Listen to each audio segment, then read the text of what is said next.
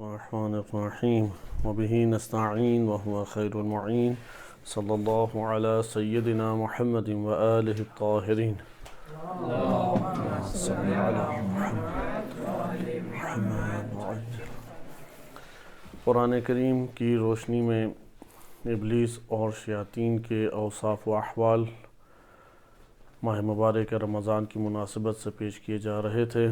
آپ کی خدمت میں گزشتہ درس میں یہ ذکر کیا گیا کہ اہل بیت علیہ السلام کی احادیث سے ثابت ہوتا ہے، معتبر احادیث سے ثابت ہوتا ہے کہ سب سے پہلے شراب کو ابلیس نے ایجاد کیا، اور اس کے بعد ان پھلوں کے درختوں تک اس نے اپنے اثرات کو منتقل کیا، جس کو تعبیر احادیث میں پیشاب کرنے سے ہے کہ اس نے پیشاب کیا اور وہ جڑوں تک اس کے گیا اور ایک اثر اس کے اوپر نمایاں ہو گیا.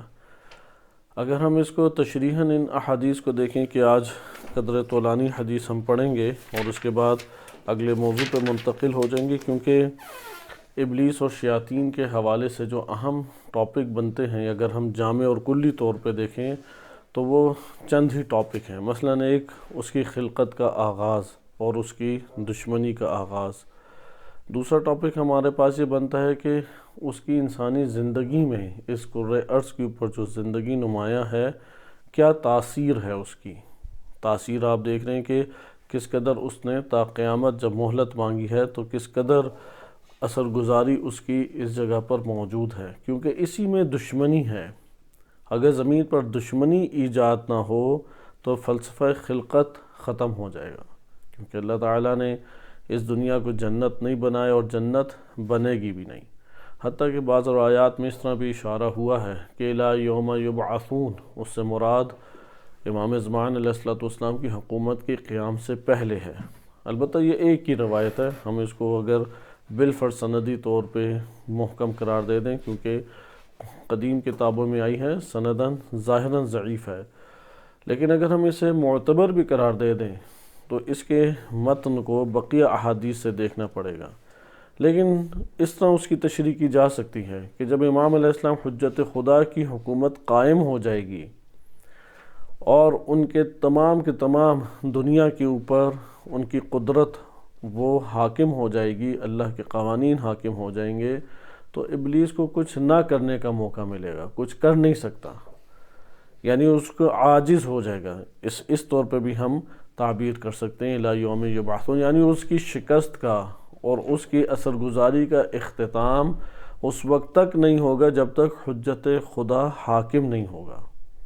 لہذا پوری دنیا میں جہاں پر بھی حکومت اور معاشرے کے اندر کوئی خصلت حسنہ یا ایک اچھی روش کے ایجاد ہونے کو اگر ہم برپا کریں تو وہاں پہ ابلیس کے ساتھ شدید ٹکراؤ شروع ہوگا. جیسے بھی آپ امام خمینی رحمۃ اللہ علیہ کی انقلاب اسلامی کی کامیابی کے بعد حکومت فقیہ کو دیکھتے ہیں، فقہی حکومت، یعنی ایک فقیہ کی حکومت آ گئی جو کہ نیابت حجت خدا میں ہے. یعنی اگر ہم توقیع مبارک کو صحیح سند قرار دیں جو کمال الدین میں ہے تو ہم کہہ سکتے ہیں کہ یہ نائب امام رہبر معظم سید علی خامنئی حفظہ اللہ تعالی، یہ امام زمان علیہ السلام کی طرف سے ہمارے اوپر حجت ہیں. صحیح، وَإِنَّهُمْ حُجَّتِي عَلَيْكُمْ، یہ تمہارے اوپر میری حجت ہیں، یہ لوگ تم لوگوں کے اوپر، اور میں ان کے اوپر حجت ہوں. لہذا حجت جب تک آ کے حکومت اور معاشرے میں تاثیر پیدا نہیں کرے گی، یہ شیاطین تو نہیں بھاگنے والے، یہ تو اپنی تاثیر کو حاکم کر لیں گے. امام زمان علیہ السلام کی قیام حکومت سے پہلے، نہ کہ فقط ظہور، قیام حکومت سے پہلے، کیونکہ جب قیام حکومت آئے گی حکومت ہی نے سرنگو کرے گی، حکومت ہی نے شکست دے گی، حکومت ہی نے ختم کرے گی. حکومت کی طاقت کے بغیر یہ کرۂ ارض سے دب نہیں سکتے. کرۂ ارض میں یہ حاکم مسلط اور اوپر ہمارے غالب ہی رہیں گے، کیونکہ بالآخر وہ اس طرح سے ہم سے معاہدہ کر لیں گے، آپ اپنے مثلا یہ تبلیغی جماعت کریں، آپ اپنے یہ عزاداری کے اجتماعات کریں، آپ حج اور زیارات پہ جاتے رہیں، حکومت ہمارے ہاتھ دے دیں اور ہم اس ملک کو چلائیں اور ہم ان محلوں کو سنبھالیں، شہرداری ہم کریں، تمام کے تمام تدبیر ہم کریں. آپ کا کیا اس سیاست اور لوگوں سے لینا دینا؟ لوگوں نے آپ کو تنگ ہی کرنا ہے. یہ سیاست تو ایک نجس چیز ہے، یہ پاک لوگوں کے ہاتھوں میں نہیں ہونی چاہیے. یہ باتیں بھی شیاطین کی ہیں. کیونکہ وہ جانتے ہیں کہ اگر حکومت آ گئی ان ہاتھوں میں جن کے لیے اللہ تعالیٰ نے حکومت قرار دی ہے، جیسے حجج الہی ہیں، یا ان کے نائبین کے ہاتھوں میں آ گئی جیسے مالک اشتر ہیں، اگر ان جیسی ہستیوں کے ہاتھ میں آ گئی تو پھر شیاطین کا گزارا نہیں چل سکے گا، اس کی اثر گزاری کیا ہو جائے گی؟ ختم ہو جائے گی، نزاع چلتا رہے گا۔ نزاع کب ختم ہوگا؟ جب حکومت قائم ہو جائے گی۔ انشاءاللہ آگے ہمارا یہ ٹاپک آ رہا ہے، اس لیے یہ جو دوسرا مورد ہے اس کو آپ ملاحظہ کریں کہ اس کی اثر گزاری بہت گہری ہے زمین کے اوپر، وہ صرف انسانوں تک نہیں، اس زمین کے تمام اسباب اور وسائل کو استعمال کر کے انسان کو بہکاتا ہے۔ انسان کی کھانا مجبوری ہے، اب کھانے میں اس نے اثر پیدا کر دیا۔ انسان کا دیکھنا مجبوری ہے، جن چیزوں کو دیکھتا ہے اس میں اثر پیدا کر دیا اس نے، اور اس اثر سے جب آپ کا تعلق قائم ہوگا، ابلیس جو ہے وہ ہمارے وجود کے اوپر مسلط ہوگا۔ لہذا زمین کے اوپر اسے بے قدرت اللہ تعالیٰ نے قرار نہیں دیا، اور نزاع ایجاد ہو گیا۔ یہ نزاع، یہ جھگڑا کب تک چلتا رہے گا؟ جب تک قیام حکومت حجت الہی نہیں ہوگی۔ بس جہاں پہ حکومت الہی وہ کامیابی کے ساتھ حکومت قائم ہو جائے، اور وہ اس درجے کے اوپر حکومت قائم ہو کہ اللہ کے قوانین کا اجرا کر سکے۔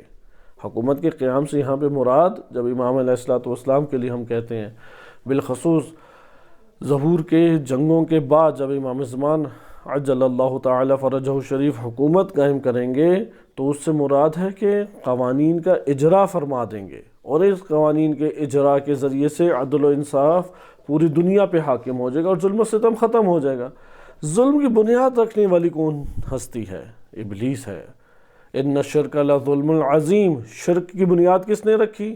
آپ پڑھ سکتے ہیں، ابلیس نے رکھی۔ اس کے بعد شراب خوری ظلم ہے، اس کی بنیاد کس نے رکھی؟ ابلیس نے رکھی۔ اسی طریقے سے آپ نے دیکھا کہ جنسی بہرا روی یہ ظلم ہے، اس کی بنیاد کس نے رکھی؟ ابلیس نے رکھی۔ انشاءاللہ آج اگر موقع ملا وإلا کل یہ ٹاپک آپ کے پاس آئے گا۔ دشمنی کی بنیاد ابلیس نے رکھی، نفرت اور دشمنی کی بنیاد وہ ابلیس نے رکھی، کہ ہم آیات اور روایات سے انشاءاللہ استفادہ کریں گے۔ اب آپ ملاحظہ کریں کہ یہ اصول گمراہی و اصول کفر اور بنیادی بیماریاں اور امراض ہیں۔ اب اس سے اگر کوئی جھگڑا کرتا ہے تو یہ حجت الہی کے ساتھ تعلق قائم کرتا چلا جائے گا۔ ممکن ہے کہ غیر مسلم ہو، لیکن اس کے اندر یہ نور موجود ہے کہ اس شیطنت سے جھگڑا کرنا ہے۔ اللہ تعالیٰ اسے توفیق دیتا جائے گا کہ راہ حق کے اوپر آ جائے، راہ اسلام کے اوپر آ جائے، جیسا کہ تاریخ میں بہت سارے ایسے واقعات ہیں۔ لہٰذا آپ نے یہ چیز ملاحظہ کی کہ اس اثر گزاری سے اگر نظر ہٹا لی ہم نے، تو پھر تو ہم اس کا شکار ہو جائیں گے۔ غافل سب سے زیادہ ہلاک ہے، غافل ہلاک ہے۔ مثلا یہ جو پھل میرے پاس آیا ہے، اس میں اس کی تاثیر ہے یا نہیں؟ میں اسے پہلے پاک کروں، اس کی تاثیر کو ختم کروں۔ یہ گوشت جو میرے پاس آیا، تاثیر ہے یا نہیں؟ یہ جو جوس میرے پاس آیا، مشروب میرے پاس آیا، اس میں تاثیر ہے یا نہیں؟ یہ فرد جو میرے پاس آیا، یہ جس سے میں دشمنی مول رہا ہوں، یہ جس کی حمایت کر رہا ہوں، مخالف، ہر جگہ پہ اس کی تاثیر ہے، ہر جگہ پہ ہم نے مقابلہ کرنا ہے۔ مقابلہ تنہا نہیں کر سکتے ہم۔ جتنی مضبوطی سے حجت الہی کو تھامیں گے، اتنی مضبوطی سے اس سے دور ہوتے چلے جائیں گے، اتنی محکم پن سے اس سے مبارزہ کریں گے، جھگڑا کریں گے، لڑائی کریں گے۔ لیکن حجت الہی کو اگر نازک یا ہلکے ہاتھوں سے تھاما تو وہ تو چھین کے ہمیں لے جائے گا۔ اس کی مثال ایسی ہے کہ آپ کو پتہ ہے اس ہاتھ سے میں نے اگر ڈھیلا چھوڑ دیا تو یہ ہوا اڑا کے لے جائے گی، وہ ہوائیں اس نے ایسی چلائی گی یہ اڑا کے لے جائے گی۔ اس لیے آپ حجت الہی سے جڑنے کے بارے میں قرآن کریم کی آیات کے الفاظ دیکھیں کیا ہیں۔ عروۃ الوثقی، عروہ وثقی کسے کہتے ہیں؟ عروہ اسے کہتے ہیں کہ جس رسی کو بہت مضبوطی سے آپ تھام لیں۔ ہوتا ہے نا رسی کش جو مقابلے کرتے ہیں، کتنی سختی سے رسی پکڑتے ہیں۔ وثقی دوبارہ اس کے لیے ایک صفت آ رہی ہے جو مزید تاکید کی بات کر رہی ہے۔ عروہ ویسے ہی سے کہتے ہیں کہ ہاتھ سے تھام لینا، وثقی یعنی مضبوطی سے تھام لینا۔ اسی طرح سے تمسک کی بات آئی ہے قرآن کریم میں۔ اب تمسک کیا ہے؟ تمسک یعنی مضبوطی سے تھام لینا، مت چھوڑنا، تم سے نہ وہ چلا جائے۔ آپ یہ کلمات دیکھیں گے تو یہ فلسفہ آپ کو سمجھ آنے لگ جائے گا کہ مضبوطی سے اب ہم جو زندگی بسر کر رہے ہیں، ہر ذرے ذرے میں اس کی تاثیر ہے، تو کیسے مقابلہ کریں ہم؟ کیونکہ کبھی خوشی کا مورد ہے، کبھی غمی کا مورد ہے، کبھی شہوات ابھری ہوئی ہیں، کھانے کی اشتہا ہے، پینے کی اشتہا ہے، باتوں کی اشتہا ہے، کسی کی خدمت کر لیں اور عجیب خیالات آ جاتے ہیں، اجتماعی طور پہ بیٹھ جائیں کسی کی کوئی ناگواری محسوس ہوگی، کسی کی طرف میلان پیدا ہو جائے گا، ہر چیز میں اس کے ساتھ ٹکراؤ ہے، ہر چیز میں اس کے ساتھ اختلاف ہے، ہر چیز میں اس کی تاثیر ہے۔ ہم اتنے زیرک نہیں ہو سکتے کہ ہر جگہ پہ مقابلہ کر لیں، لہٰذا حجت خدا کو تھام لیں گے۔ حجت خدا سے پتہ لگ جائے گا یہ کھانا چاہیے ہی نہیں، یہ کرنا چاہیے یا نہیں، لہٰذا وہ جیسے جیسے بتاتے جائیں ویسے ویسے کرتے جائیں، ابلیس سے اسی شدت کے ساتھ ٹکراؤ برپا ہوتا چلا جائے گا، جیسے میدان جنگ میں پیچھے سے جیسے جیسے آرڈر آتا جاتا ہے ویسے ویسے وہ جو لشکر ہے یا سپاہی ہے وہ عمل انجام دیتا رہتا ہے دشمنوں کے درمیان۔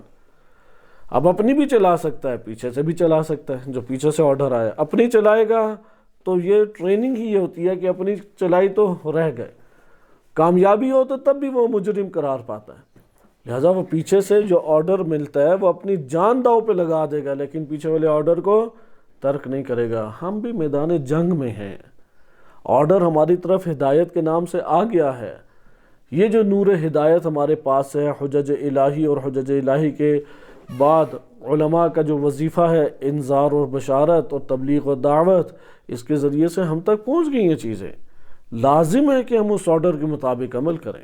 بس یہ دوسرا ہمارا جامع عنوان کیا بنتا ہے، اس کی تاثیر گزاری ہے، ابلیس کی ابھی تک ہم جو پڑھ رہے ہیں یہ اثر گزاری ہے۔ تیسرا ہے کہ اس کے سازشوں سے آگاہ ہوا جائے۔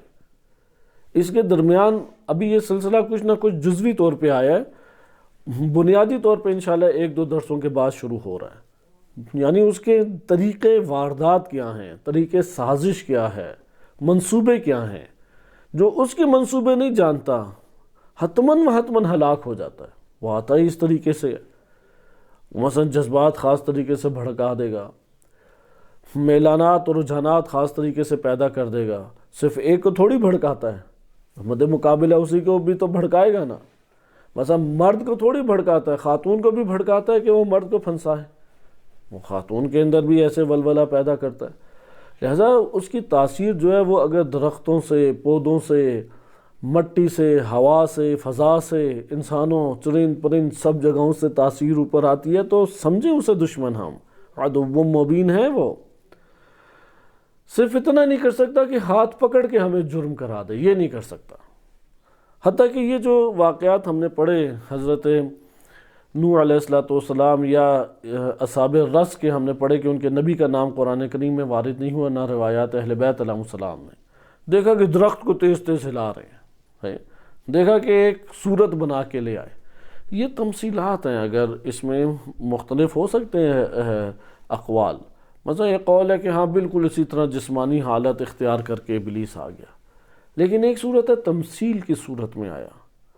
تمثیل کہتی ہے کہ انسان کے لیے ایک چیز کو اس نے اجاگر کیا، یعنی اس کے ذہن میں اس نے تصرف کیا، اس کے سامنے آشکار کیا، اور مختلف لوگوں کے سامنے بھی آشکار، کیونکہ تزین مزین کرنے کا، زینت اور اغوا کرنے کا تو قرآن نے ذکر کیا ہے، اس لیے اس نے قسم کھائی ہے کہ میں گمراہ بھی کروں گا، ذلیل و خوار بھی کروں گا، لیکن کیسے کروں گا؟ بتایا کہ زینت بخش بناؤں گا، لہذا انسان کا ویسا ہوتا ہوا وہ دکھائی دینے لگ جاتا ہے۔ یہ جو تیسرا ہمارا ٹاپک ہے کہ اسے جلد شروع کرنے کی کوشش ہوگی، انبیاء علیہ السلام کے ہم کلام ہوا وہ ابلیس آ کے، وہاں سے ہمارے سامنے مصائد الشیاطین، مصائد کہتے ہیں پھندوں کو، شیاطین کے اور ابلیس کے پھندے ہمارے سامنے آنے لگ گئے، لہذا پھندوں کو پہچاننا چاہیے۔ مثلا امام حسین علیہ السلام قیام فرما چکے ہیں، کربلا جانا ہے، جو بڑے نیک پرہیزگار، جو وسقت کے اعتبار سے عابد زاہد لگتے تھے،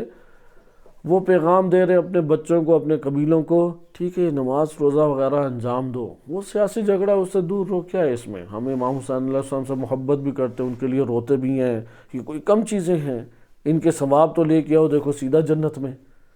اب جو ناصر نہیں بنا اور سارے کے سارے امتیازات رکھتا ہو، وہ امام علیہ السلام کے ساتھ کھڑا نہیں ہوگا، اور اگر نصرت کی صدا اس کے کانوں تک پہنچ گئی تو منافق اٹھے گا۔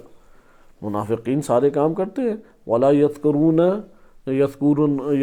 اللَّهَ إِلَّا قَلِيلًا، ذکر الہی کرتے ہیں لیکن قلیل، وہ جو ذکر ہی نہیں کرتا تو پھر بہت ہی بعید ہے۔ لہٰذا آپ نے ملاحظہ کیا مصائد الشیاطین، یہ پھندا ہے، یہ جو شیخ نما خوبصورت وضقت میں عابد زاہد دکھائی دے رہا ہے، یہ ایک پھندا ہے، اس پھندے سے نکلنے کی ضرورت ہے، یہ شیطان کا پھندا ہے۔ جیسا کہ آپ واقعات پڑھ چکے ہیں کہ اسی حلیے میں شیاطین آتے ہیں، یعنی صراط مستقیم پہ کہاں بیٹھے ہوں گے؟ روایت میں اس کی تشریح ایک روایت میں وارد ہوئی ہے صراط علی ابن ابی طالب علیہ السلام میں، کیونکہ امام علی علیہ السلام صراط مستقیم ہے۔ راہ ولایت میں یعنی آپ کے مجالس میں بیٹھے ہوں گے، آپ کے خانہ کعبہ میں بیٹھے ہوں گے، حرموں میں بیٹھے ہوں گے، مدرسوں میں بیٹھے ہوں گے، مسجدوں میں بیٹھے ہوں گے۔ سارے نہیں ہیں ایسے، یہ بھی نہیں کر سکتے سارے، لیکن اس بنیاد پہ دھوکہ بھی نہ کھائیں جو ادھر ہے وہ ٹھیک ہے، یہ دھوکہ بھی نہ کھائیں۔ جو لشکر امیر المومنین علیہ السلام ہے وہ ٹھیک ہے۔ آج ایک سوال ابھارتے ہیں، اگر ٹھیک ہوتے تو خوارج کہاں سے بن گئے؟ صرف حجت الہی کے لشکر میں شرکت کرنے سے اگر ٹھیک ہو سکتا ہے تو خوارج کہاں سے آ گئے؟ اگر نبی صلی اللہ علیہ وسلم جیسی ہستی اور امیر المومنین علیہ السلام اس لشکر کے سپہ سالاروں میں سے ہیں، اگر اس لشکر میں کسی کو شرکت کی سعادت مل جائے کتنا خوش بخت ہے وہ۔ لیکن وہاں پہ نہیں ہو سکتا کوئی منافق، وہاں پہ ابلیس اور شیاطین کے پیروں نہیں ہو سکتے، منافقین تھے اس جگہ پہ، آشکار ہے ہمارے سامنے۔ اسی مدینہ جو پاکیزہ ترین سرزمین ہے، یہی مسجد نبوی جو پاکیزہ ترین مسجد ہے کہ بیت الحرام کے بعد سب سے افضل ترین مسجد ہے، کیا اس جگہ پہ ابالیس و شیاطین وہ قابض نہیں ہو جاتے؟ لہذا فقط اتنا کافی نہیں ہے، فقط اتنا۔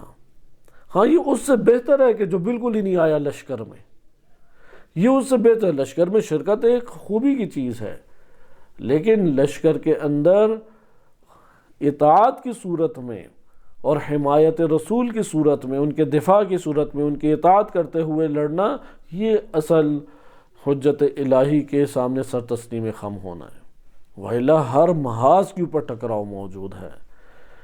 یہ بات ہمیں سمجھ آئی کہ تیسرا عنوان ہمارے لیے بہت قیمتی ہے، کیونکہ اگلا جب ہم درس شروع کریں گے تو یہ تمہید آپ کے سامنے چونکہ بیان ہو چکی ہے، اس لیے آپ کے لیے آسان ہوگا۔ ایک تو خلقت کا آغاز ہم نے دیکھا، اور دشمنی، خلقت میں دشمنی جب رکھ دی گئی ہو تو وہ کہاں سے دور ہوگی؟ جیسے ہوتا ہے نا موروثی بیماریاں ہوتی ہیں، موروثی کچھ خصوصیات اچھی چیزیں بھی ہوتی ہیں، اس کے اوپر نہیں غور و فکر کیا جاتا، بعض موروثی اچھی چیزیں آداب اور اخلاق کے اعتبار سے بھی آتی ہیں۔ بہرحال موروثی بیماریاں لگتی ہیں یا نہیں، اور اس کے نہ لگنے کی ریشو کتنی ہوتی ہے؟ قلیل ہوتی ہے۔ اسی طرح سے بنی آدم کی خلقت میں دشمنی رکھ دی گئی، یہ قلیل ہونا چاہیے تھا کہ کوئی دشمن نہ سمجھے، کیونکہ دشمنی اس کے وجود میں اللہ تعالیٰ نے رکھ دی ہے ابلیس سے، اور ابلیس کے وجود میں آدم علیہ السلام سے دشمنی ہے، تو کس طریقے سے یہ دو ایک جگہ ہو سکتے ہیں؟ اس لیے بنی آدم کی بہت قلیل مقدار ہونی چاہیے تھی کہ جو اس کے جھانسے میں آ جائے، جنہوں نے دشمنی نہیں سمجھی، یعنی ان کے خلقت کے تقاضے انہوں نے ترک کیے، فطرت کے تقاضوں کو انہوں نے ترک کیا۔ یہاں پہ ہم قرآن کریم کی آیات میں، یہ تین ہمارے ٹاپک ہیں، چوتھا ٹاپک بنتا ہے کہ اس سے بچنا کیسے ہے، وہ مصائد ہی کے ضمن میں جائیں گے، یعنی سب سے زیادہ جو حساس ٹاپک ہے وہ آخری دو ہی ہیں۔ طولانی ہماری بحث پہلے دو میں ہوگی، اس کی خلقت کا بیان اور اساسی ترین جرائم کی ایجاد، یعنی اثر گزاری، ہم اس کو عنوان دے سکتے ہیں شیطان کی انسانی زندگی اور دنیا کی حیات کے اوپر اثر انداز ہونا، کتنا قوی طور پہ اثر انداز ہے وہ۔ یہ بیان ہمارا زیادہ طولانی ہو گیا، اس کے بعد اس کے پھندوں کا بیان آ رہا ہے، کن کن چیزوں سے گرفتار کرے گا، اور پتہ ہے ان میں سے اساسی اور اہم ترین چیزیں پتہ ہے لوگوں کو، لیکن شکار ہو جاتے ہیں ان باتوں کو، صرف نصیحت کی چند باتیں سمجھ کے ترک کر دیتے ہیں، کیونکہ عمر کا ایک حصہ گزرا ہوتا ہے جس میں نہ اخلاقی تربیت ہے اور نہ ادب آداب سے انسان واقف ہوتا ہے، اس لیے اسے بہت دشواری پیش آتی ہے۔ ہم اپنے موضوع کی طرف پلٹتے ہیں، وائلہ جو اگلا ٹاپک ہے اسے بھی شروع کرنے کی کوشش کریں گے۔ یہ صرف میں ترجمہ آپ کی خدمت میں ذکر کرتا ہوں، تھوڑا طولانی ہے، کہ ابلیس نے شراب کو کس طریقے سے پروان چڑھایا، کیونکہ جو شراب کا ہمارے پاس بیان آیا ہے، اس شراب کے بیان سے ہمارے لیے آشکار ہوتا ہے کہ کس طریقے سے اس دنیا کے اندر آج فساد برپا ہے۔ صرف عالم کفر نہیں، عالم اسلام بھی شراب جیسے بدترین امراض اور بیماری میں وہ مشغول ہیں، اور ائمہ اہل بیت علیہ السلام کی روایات شرابی کے بارے میں انتہائی سخت ہیں۔ شرابی سے نکاح نہ کیا جائے، اسے بیٹی نہ دی جائے، اس کے جنازے میں شرکت نہ کی جائے، اس سے مراسم اور میل ملاقات نہ رکھے جائیں۔ اچھا، اسی طریقے سے شرابی جو ہے اس کے نتیجہ جو قیامت والے دن ہوگا، پیاس ہی پیاس ہوگی۔ جو شراب پیتا ہے اس کی بقیہ زندگی پیاسی ہے۔ پیاس کی وہ شدت جو وہ اس دنیا کے اندر احساس کرتا ہے، وہ جو اس دنیا کے اندر احساس شدت کرتا ہے، وہ شدت اگر احساس جو کرتا ہے، خصوصاً گرمیوں میں جو روزے انسان رکھتا ہے، اگر یہ تمام عمر اس کی شدت رہ جائے پیاس کی، کیا ہوگا اس کا؟ شرابی اسی طریقے سے مرے گا، مرنے کے بعد اس کی پیاس کا سلسلہ شروع۔ نتیجہ اسی طرح روایات اہل بیت علیہ السلام نے بیان کیا ہے کہ جب شرابی کو لایا جائے گا تو زبان اس کی باہر نکلی ہوگی، رالیں بدترین طریقے سے ٹپک رہی ہوں گی اور ذلیل و خوار کر کے اسے جہنم کی طرف لے جایا جائے گا۔ لہذا شہتا یہ فقہی حکم بھی ہے کہ اگر ایک کثرت سے شراب پیتا ہے تو وہ اپنے پسینے سے شرابور جو لباس ہے اس کے ساتھ نماز نہ پڑھے یا اس میں احتیاط کرے۔ اس قدر شرابی سے شراب کی مذمت وارد ہوئی ہے، اور ہر دور میں شراب رہی ہے۔ آج کے دور میں جتنی دنیا میں شراب رائج ہے، تاریخ بشریت میں اتنی رائج شراب کبھی بھی نہیں رہی، اتنی رائج، کیونکہ ہر مذہب میں شراب جو ہے وہ ممنوع تھی۔ اس لیے آج آپ غرب کے ممالک میں جائیں، بہت سارے شرفاء ہیں، عیسائی ہیں، یہودی ہیں، دیگر مذاہب کے ماننے والے، وہ شراب کو ایک اچھی چیز نہیں سمجھتے، شراب سے کاملاً اجتناب کرتے ہیں۔ اسی طرح آپ ہندوستان چلے جائیں، وہاں پہ بہت سارے ایسے افراد ہیں ہندو، لیکن شراب سے اجتناب کرتے ہیں، یعنی خاندانی طور پہ نجابت ان میں پائی جاتی ہے شراب سے۔ شراب کو ایک شہوت کی چیز، شراب کو ایک بری چیز سمجھتے ہیں۔ لہٰذا اسی طرح عالم اسلام میں آ جائیں، اس کو اس قدر آسان بنا دیا گیا ہے شراب کی فراہمی، اس قدر آسان کہ بعض اکثر ممالک میں تو پرمٹ جاری ہوتے ہیں کہ شراب کا پرمٹ، غیر مسلم کے لیے شراب انہوں نے جائز کیا۔ جیسے پاکستان میں پرمٹ بکتا ہے، جو ہماری بڑی 2-3 سیاسی پارٹی ہیں انہی کے لیڈران کے پاس ہے، کیونکہ ماہانہ کروڑوں کا وہ اس سے منافع کماتے ہیں، اور حرام منافع ہے۔ کس نے کہا ہے کہ اسلامی ملک میں غیر مسلم کو شراب پیش کی جا سکتی ہے؟ اصلاً جائز نہیں ہے شرعاً، لیکن ہمارے پاکستان میں عام یہ پرمٹ سرکاری طور پہ گورنمنٹ میں پاس ہوا ہوا یہ قانون ہے، اس قانون کے تحت وہ بیچتے ہیں، کوئی نہیں پکڑ سکتا اسے۔ اور جن جگہوں پہ کاملاً 100% پابندی ہے، ایران ہے، سعودی عرب ہے، یا اسی طرح سے بعض ممالک ہیں، سعودی عرب بھی آنے والے ایام میں جیسی اس کی روش جاری ہے ادھر بھی وہ آزاد ہو جائے گا۔ عالم اسلام میں معروف ترین جو منڈی شمار ہوتی ہے شراب کی، اور اس کی شرابیں دنیا میں بھی معروف ہیں، وہ بحرین شمار ہوتا ہے۔ چھوٹا سا علاقہ ہے، انہوں نے اس علاقے کو شراب کا گڑھ بنایا ہوا ہے، یعنی تمام بڑی فیکٹری جہاں سے سپلائی ہوتا ہے عالم اسلام اور بعض دیگر ممالک میں، وہ جگہ کون سی ہے؟ وہ بحرین ہے۔ پرمٹ ادھر موجود ہے، مزدور یہی نکلیں گے، جیسا کہ پورے عربستان میں مزدور ہاتھ کون سے ہیں؟ وہ پاکستانی ہے، بنگالی ہے، ہندی ہے، وائلہ فلپائنی ہے، یہ 3 سب سے اوپر ہیں۔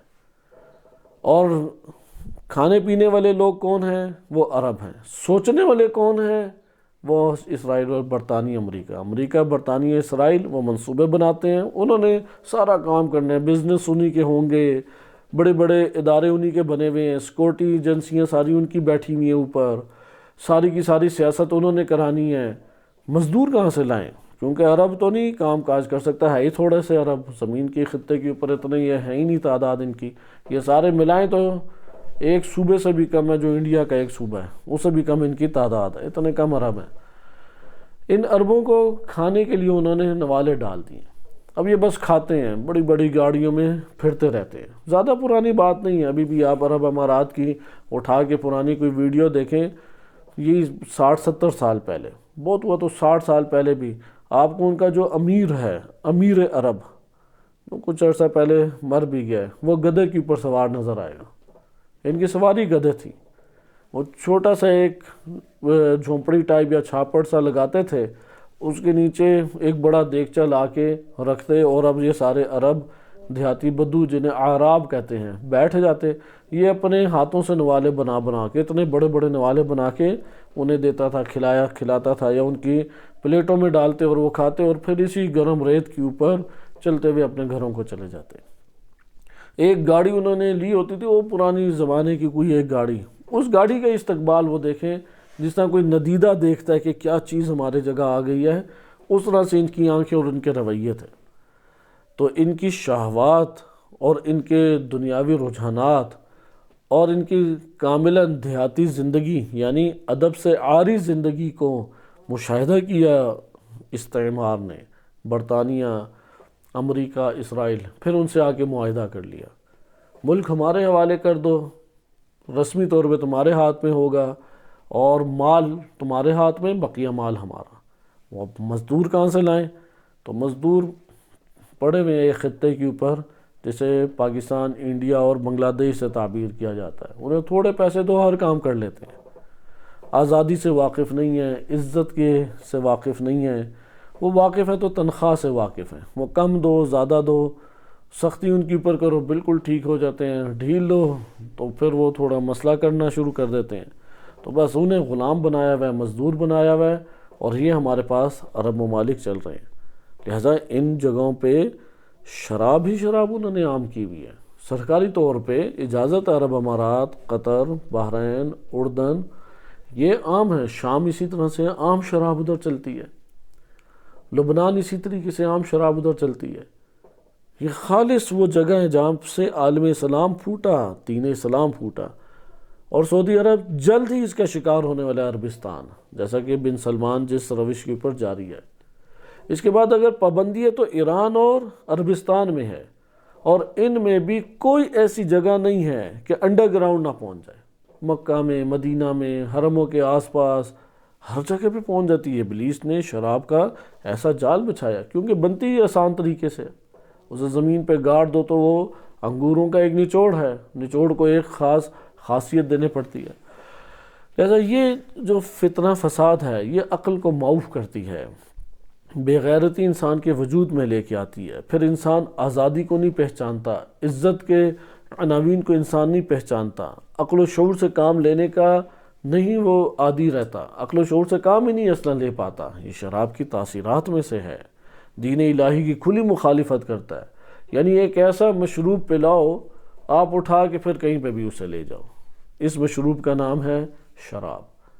لہذا اس شراب کی بنیاد کس طریقے سے رکھی آپ نے کچھ پڑھ لیا، آئیں اس روایت کو تیزی سے پڑھتے ہیں، اور پھر اساس جو ایک اور اس نے برائی کی رکھی، تین آپ برائیاں پڑھ چکے ہیں، چوتھی برائی آئے گی دشمنی۔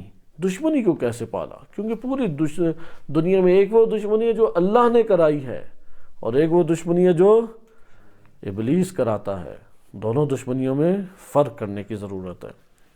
حدیث نمبر 2 اس میں الکافی میں قدر طولانی ہے، حدیث نمبر 2 نہیں، ہمارے پاس حدیث نمبر، کیونکہ حدیث نمبر 2 ہم پڑھ چکے تھے۔ ایک اور روایت ہے جو حضرت نوح علیہ السلام کے حوالے سے ہے، کہ جس میں نوح علیہ السلام کا طولانی واقعہ وارد ہوا ہے کہ انہوں نے زمین کے اوپر جب منتقل ہوئے تو زمین پر منتقل ہونے کے بعد کچھ پودے لگائے، ان پودوں کے اوپر اس نے آ کے اپنے حق کا مطالبہ کیا۔ حضرت نوح علیہ السلام اس سے جھگڑے، اور اس نے بھی ایک جھگڑا کیا فیصلے کے لیے، جیسا کہ آپ پیچھے پڑھ چکے ہیں کہ آگے جناب جبریل علیہ السلام، جب جناب جبریل علیہ السلام آئے ہیں تو انہوں نے پھر ایک درمیان میں قضاوت کی اور کچھ حصہ اس کا قرار پایا، اور اس حصے کے ذریعے سے پھر اس نے آگے کام شروع کر دیا۔ بہرحال ابھی وہ جس جلد میں ہے وہ دوسری ہے، میرے سامنے کوئی اور جلد ہے، وہ روضۃ الکافی کی جلد میں ہے، اگر وہ پکڑا سکے تو اچھا ہے کہ اس سے ہم پڑھ لیں۔ وہ طولانی جو روایت ہے اس میں یہ جو ہم نے 3-4 گزشتہ درس میں پڑھی ہے وہ ساری ایک نو سما جاتی ہیں، لیکن چونکہ امام علیہ السلام کا کلام ہے اور یہ ٹاپک ہمارے پاس اس حوالے سے جامعیت کے ساتھ مکمل ہو جائے گا، تو اگر وہ ہم پڑھ سکے بہت خوب، وإلا ہم اگلے ٹاپک کے اوپر منتقل ہوتے ہیں، کیونکہ اس کے اساسی نکات ہم پڑھ چکے ہیں۔ جو جھگڑا کیا اس نے، ابلیس نے جو جھگڑا کیا، یہاں پہ ایک اور سوال پیدا ہوتا ہے، ادھر یہ 2 چیزیں بھی نوٹ کرتے جائیں، اور یہ حضرت نوح علیہ السلام کے ساتھ جب اس کا ٹکراؤ آئے گا تو تب بھی ہم اس کو ملاحظہ کریں گے ابلیس آ کہاں سے گیا طوفان میں؟ اس حوالے سے روضۃ الکافی میں ایک روایت وارد ہوئی ہے، اور اس میں امام علیہ الصلوۃ والسلام فرماتے ہیں کہ ایک گدھے کے ٹانگوں کے ساتھ یہ چمٹ گیا، اور گدھے کی ٹانگوں کے ساتھ چپک کے یہ آ گیا کشتی میں، اس لیے وہ اترا، اور اترنے کے بعد پھر زمین پر دوبارہ منتقل ہوا۔ لیکن اب منتقل ہوا تو کوئی غیر مومن تھا ادھر؟ کوئی غیر مومن نہیں تھا۔ بالفاظ دیگر آپ خود سوچیں، اس طریقے سے آپ نے کسی خطے میں کام کیا ہو، کوئی غیر مومن نہ رہے، سارے حجت الہی کے پیرو، ایمان لائے ہوئے خالص مومنین جنہوں نے سخت ترین حالات میں حجت الہی کا ساتھ دیا، وہاں پہ شرک دوبارہ آ جائے گا یا نہیں آئے گا؟ دوبارہ ادھر شرک آ سکتا ہے۔ اس لیے ایک روایت میں اس طریقے سے وارد ہوا ہے کہ نوح علیہ الصلوۃ والسلام کشتی سے اترنے کے بعد ابلیس سامنے آیا، اس کے اوپر لعنت بھیجی، اور ابلیس نے پھر کہا، کل انشاءاللہ تعالی یہ جو آئندہ ہمارا ٹاپک آ رہا ہے اس میں آئے گا کہ مصائد ابلیس، پھندے ابلیس کے، انبیاء علیہ السلام سے سلسلہ شروع کریں گے، ادھر بذات خود روایت پڑھیں گے۔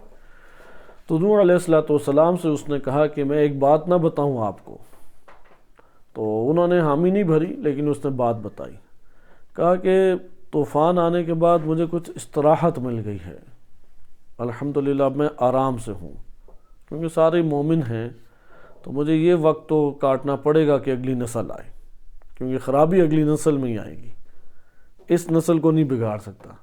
تو جب تک یہ نسل ہے تب تک تو میں آرام سے وقت کاٹوں گا، میں نے کیا کسی کو چھیڑنا، کیا تنگ کرنا ہے۔ لیکن جب اگلی نسل آئے گی تو آغاز کس سے کروں گا میں؟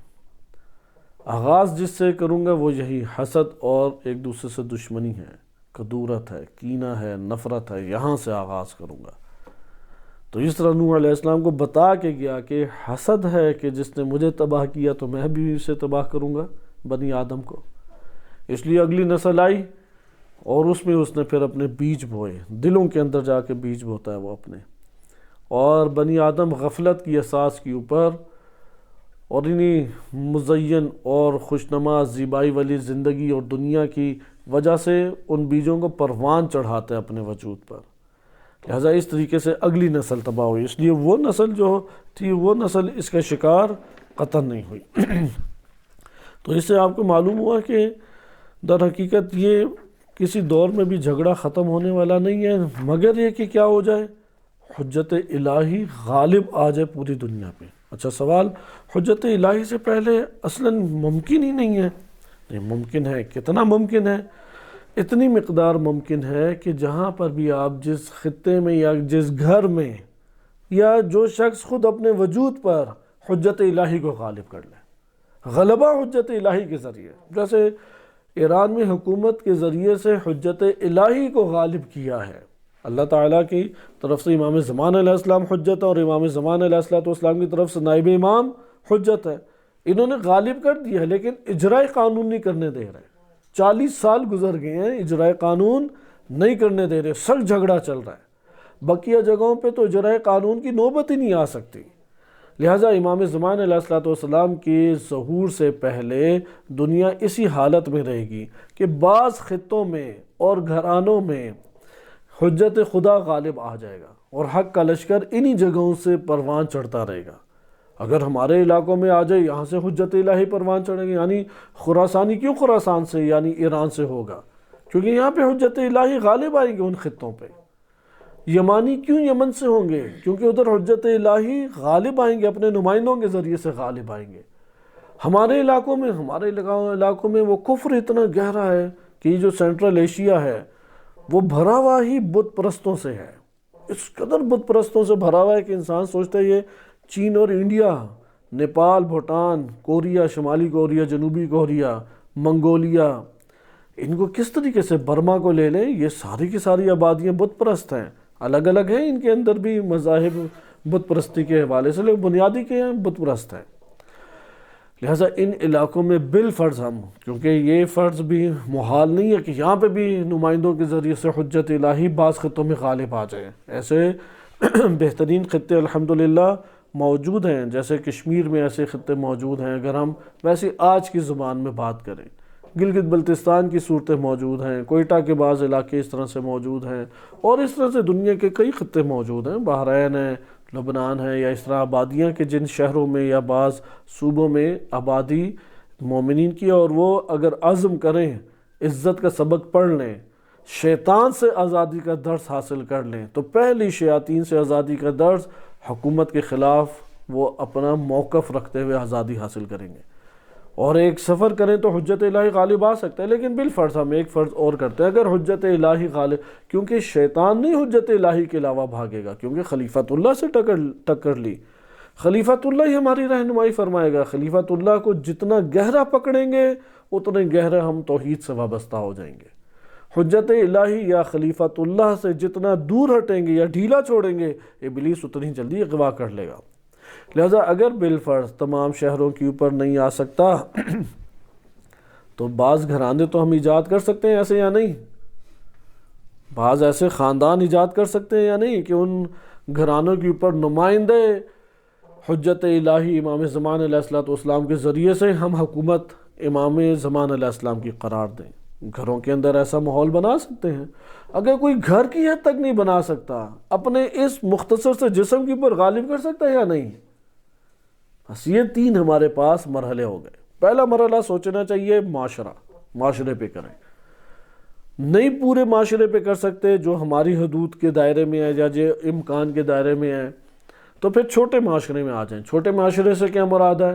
آپ کا ادارہ یا آپ کی فیملی، خاندان یا چند خاندان، آپ چند خاندانوں میں یا چند اداروں کے ساتھ مل کے ادھر تو حجت الہی کو برقرار کریں، اسے غالب کریں، وہاں سے ابلیس کو ختم کریں، ادھر ٹکراؤ ابلیس کا کریں۔ اگر کسی کے لیے یہ بھی توان میں نہیں ہے، تیسرا وہ کر سکتے، یعنی کہ خود اپنے وجود پہ حکومت حجت الہی قائم کرے، خود نمائندے امام زمان علیہ السلام کے ساتھ ایسا جڑ جائے کہ امام زمان علیہ السلام جو چاہتے ہیں وہ اس کے جسم سے صادر ہونا شروع ہو جائے، وہی فکر اس کی بھی ہو، وہی موقف اس کا بھی ہو جو موقف امام زمان عجل اللہ تعالی فرجہ الشریف کا ہے۔ تو فی الحال بہرحال یہ سامنے نہیں ہے میرے، تو ہم اگلے اس موضوع کے اوپر منتقل ہو جاتے ہیں، کیونکہ وہ روایت تکراری بھی تھی اگرچہ طولانی تھی۔ تو وہ اگلی روایت، اس کا ہمارے پاس جو عنوان آتا ہے وہ قرآن کریم کی یہ آیت ہے، سورہ معاہدہ آیت نمبر 91۔ یعنی اب ہم چوتھا وہ امر پڑھ رہے ہیں جس کے ذریعے سے پوری دنیا پہ اثر گزار ہوتا ہے۔ پہلا کیا ہے؟ فکری انحراف، جسے شرک سے تعبیر کیا ہم نے۔ دوسرا آپ نے کیا پڑھا؟ جنسی انحراف، جسے آپ نے طولانی طور پہ ملاحظہ کیا کہ زنا ہے، لواطت ہے، یا اسی طریقے سے استمنا ہے، یا اسی طرح سے بد نظری ہے، ناجائز تعلقات ہیں، بیجا گفتگو ہے نامحرم کے ساتھ وغیرہ۔ تیسرا جو اس نے اثر گزاری کے لیے جرم انجام دیا وہ کیا ہے؟ شراب کی ایجاد کی، کہ اس کو آپ نے آج کے دن تھوڑا عملی طور پہ اس وقت دنیا کے حالات کے تحت اجمالی طور پہ ملاحظہ کیا۔ چوتھا جسے ہم پڑھ رہے ہیں وہ کیا ہے؟ دشمنی جو شیطان ایجاد کرے۔ ایک دشمنی جو ہے جو اللہ سبحانہ وتعالیٰ نے جب خلق کیا، وہ بھی شیطان نے، ابلیس نے ایجاد کی، لیکن اللہ نے اسے دشمن بنا دیا۔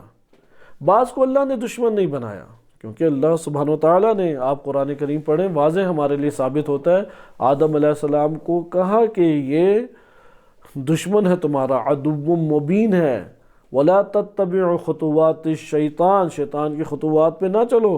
کیوں؟ کیونکہ یہ کیا ہے؟ عدو مبین، اللہ نے اسے دشمن ہمارا بنا دیا۔ اب کون اللہ کی طرف سے دشمن ہوگا؟ جو ابلیس کے خطوات پہ چلتا ہے، چاہے وہ باپ ہو، بیٹا ہو، بہن ہو، ماں ہو، بیوی ہو، بچہ ہو، دوست ہو، رشتہ دار ہو، ہم وطن ہو، ہم علاقہ، ہم قبیلہ، جو بھی ہو، اگر خطوات شیطان پہ چلتا ہے وہ کیا ہمارا؟ وہ دشمن ہو جائے گا۔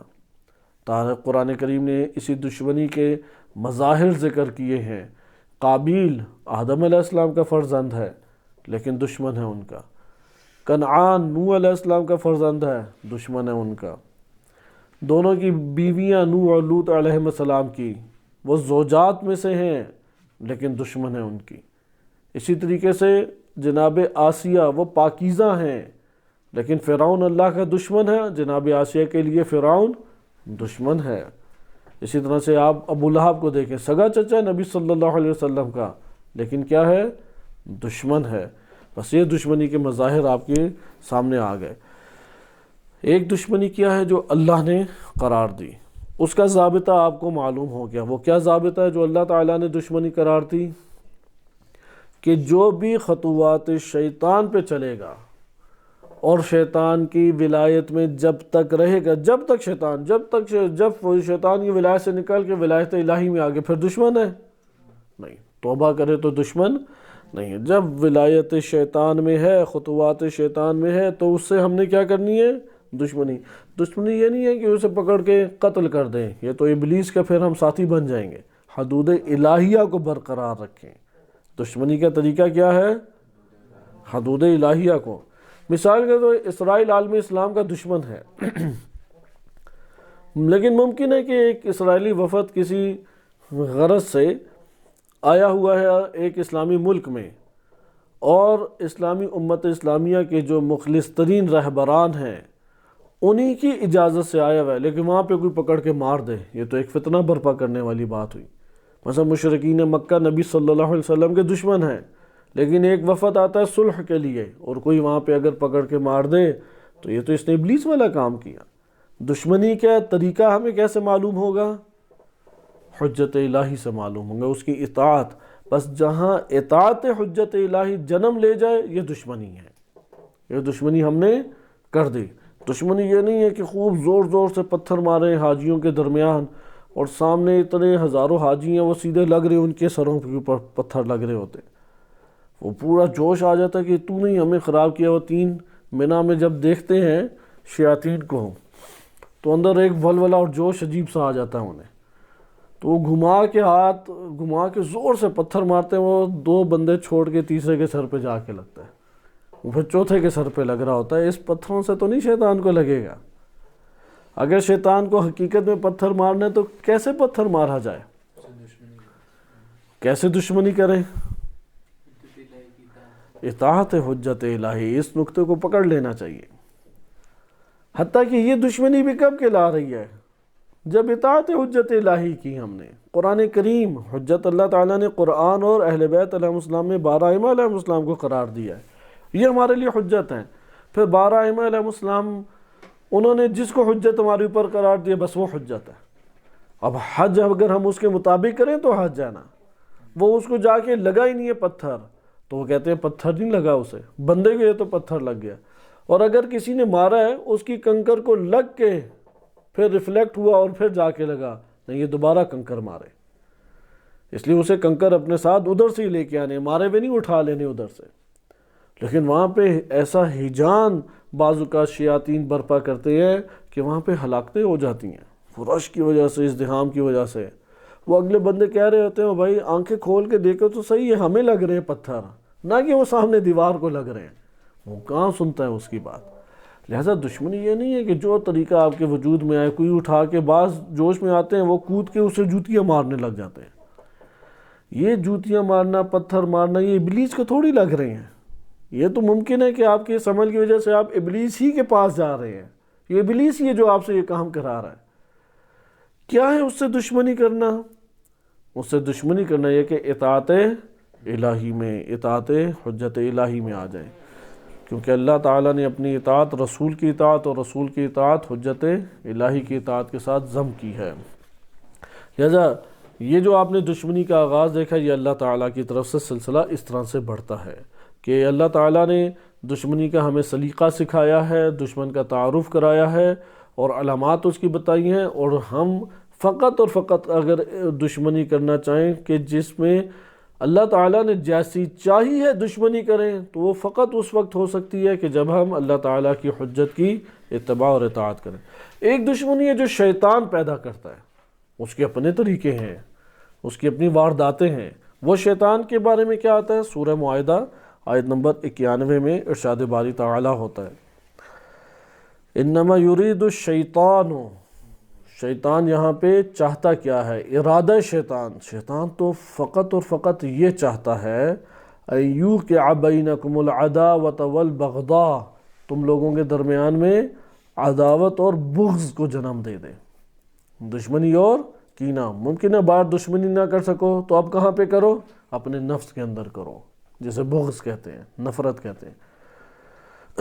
اور کس میں یہ اللہ تعالیٰ نے رکھ دی ہے؟ فی الخمر والمیسر ویصدکم عن ذکر اللہ وعن الصلاۃ۔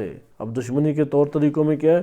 فی الخمر، اللہ نے تم لوگوں کے مابین رکھ دی ہے عداوت اور بغضاء کو جنم دیا ہے۔ شراب کے ساتھ تم لوگ کیا کرو؟ ٹکراؤ لو۔ میسر بعض جوئے سے تعبیر کرتے ہیں اور بعض کہتے ہیں ایک گیم ہے، ایک کھیل کھیلی جاتی تھی جو شیاطین کی کھیل ہوا کرتی تھی، اس سے تعبیر ہے۔ بہرحال آپ اسے جوا کہیں یا شیاطین کی ایک کھیل کا نام دے سکتے ہیں۔ اور کیا کام کرتا ہے؟ بس تمہارے درمیان دشمنی کو ڈالنا چاہتا ہے، اور کس کے اوپر تمہیں لگانا چاہتا ہے؟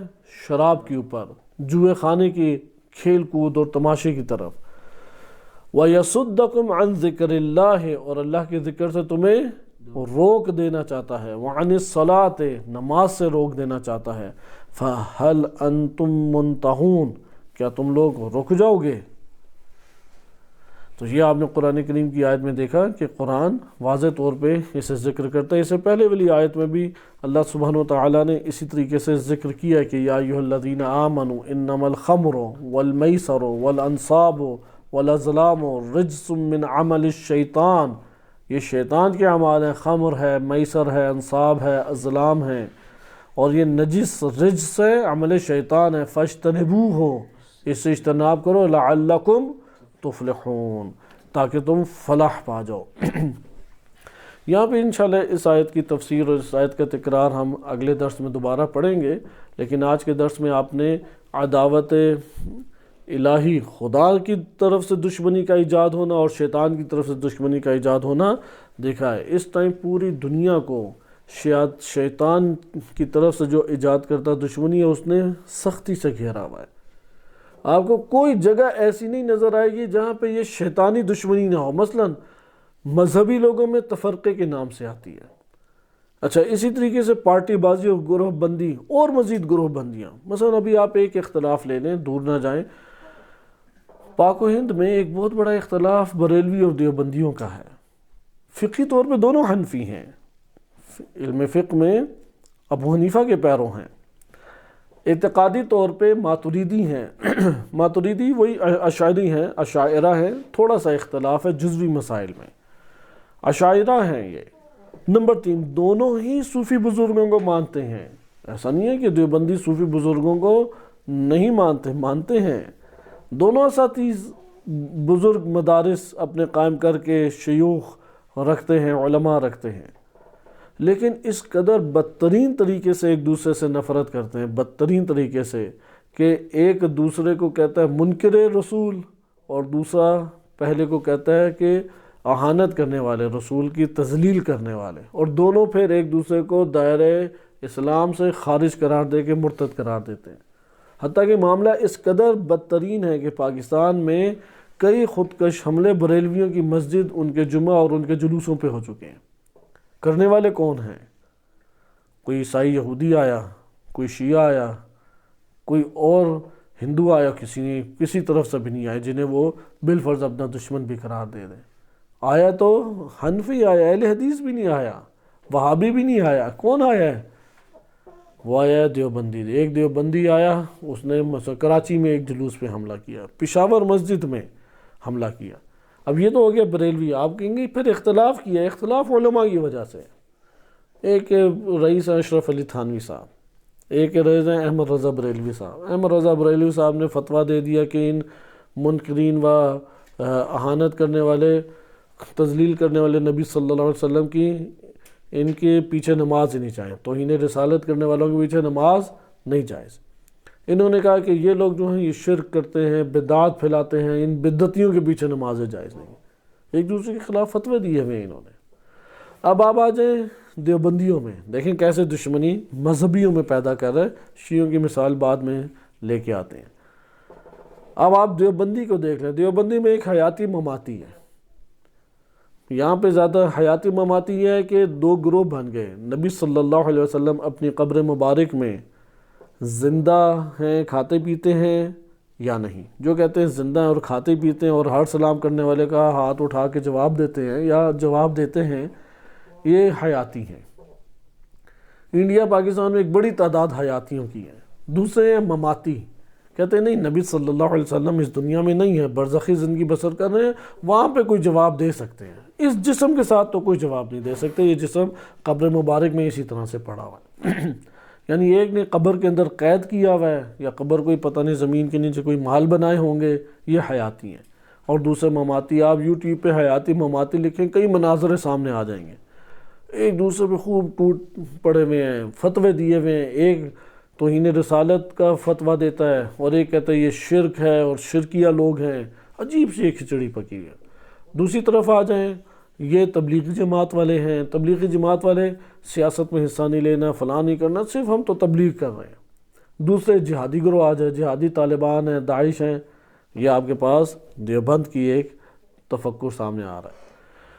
اسی طریقے سے آپ آئیں بریلویوں میں، ان میں بھی کئی قسم کے بنے ہوئے ہیں. ایک یہ جیسے الیاس قادری صاحب، جنہوں نے پیٹرول کے لیے بھی وظیفہ نکالا ہوا ہے، جنتی اینک بھی بنائی ہوئی ہے. انہوں نے ہے نا کہ پتہ نہیں کیا کر دے تو اتنی دفعہ فلاں پڑھ لو، پیٹرول ڈلوانے کی بھی ضرورت نہیں ہے موٹر سائیکل. وہ بیچارہ پڑھ کے جاتا ہے، 10 کلومیٹر جانا ہے تو آدھے کلومیٹر بعد پیٹرول ختم ہے.